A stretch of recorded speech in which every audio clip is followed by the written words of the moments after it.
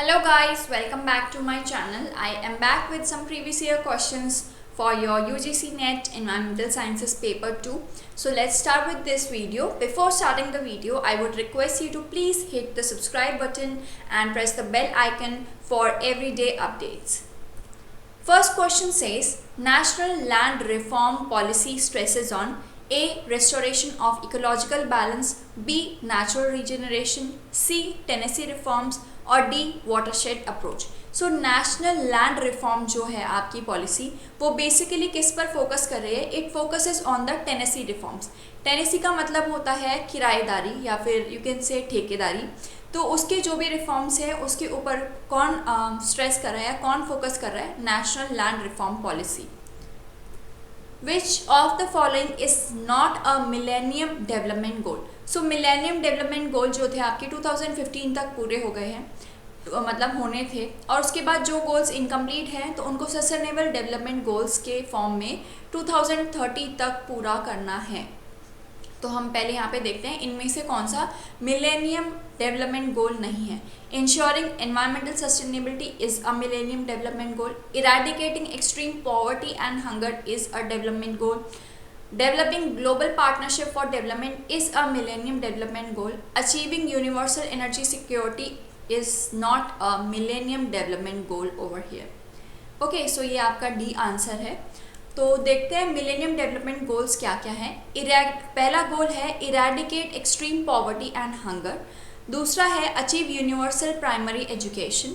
तीसरा है promote gender equality and empower women. Fourth one is reduce child mortality. Fifth is improve maternal health. Sixth is combat HIV, AIDS, malaria and other diseases. Seventh is ensure environmental stability and eighth is a global partnership for development. तो आप इनको एक बार अच्छे से memorise कर लीजिए. Coming for the sustainable development goals, because अब sustainable development goals का पीरियड चल रहा है तो आपसे मोस्टली क्वेश्चंस जो पूछे जाएंगे वो सस्टेनेबल डेवलपमेंट गोल्स पर पूछे जाएंगे, जो कि 17 गोल्स हैं, जिनमें no poverty, zero hunger, good health and wellbeing, quality education, gender equality, clean water and sanitization, affordable and clean energy, decent work and economic growth, industry, innovation and infrastructure, reduced inequalities, sustainable cities and communities, responsible consumption and production, climate action, life below water, life on land, peace, justice and strong institutions, partnership for the goals. ये 17 goals आपके हैं, ये 17 areas हैं जिन पर focus होगा. So just memorise this. I will write it over. Memorise these goals. Okay, these are very important. So these goals have to be attend by 2030 तक ये आपके अचीव हो जाने चाहिए. तब तक का टाइम इन्हें 2015 से 2030 का टाइम इनका है. ठीक है. Nalgonda technique of fluoride removal involves the use of. पहले हम देखते हैं इसमें होता क्या है. It involves sequential addition of sodium aluminate, जिसको filter alum भी बोलते हैं, lime and bleaching powder to the fluoride contaminated water. उसके बाद क्या होता है, उसका flocculation होता है, sedimentation होता है और filtration होता है. ठीक है. तो ये पूरा का पूरा प्रोसेस है नैलगोंडा टेक्निक का. और उसके बाद नैलगोंडा टेक्निक जो है वो बेसिकली किसका रिमूवल करा रही है? एल्यूमिनियम सॉल्ट्स का. रिमूवल तो फ्लोराइड का करा रही है, but it involves the use of aluminium salts. Okay. In turbidity analysis formazin is used as.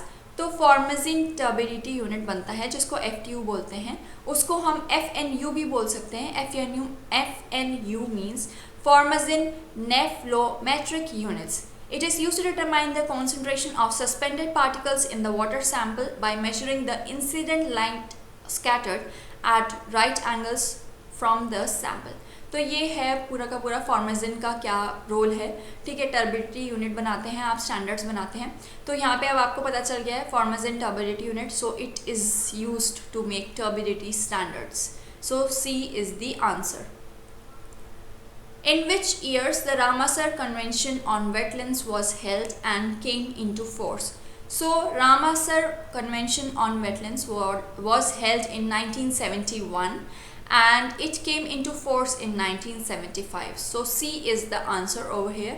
तो आपसे बेसिकली पूछा जा सकता है रामसर कन्वेंशन ऑन वेटलैंड्स, या फिर नॉर्मली आपसे पूछा जाएगा convention on wetlands was conducted where, which place was it conducted. So you would say Ramsar in 1971, and it came into force in 1975. The Stockholm Convention is a global treaty to protect humans from. Stockholm convention Stockholm में हुई थी as usual. उसमें signatories जो थे 152 countries ने sign किया था. It was signed on this convention was signed on 22 May 2001, and it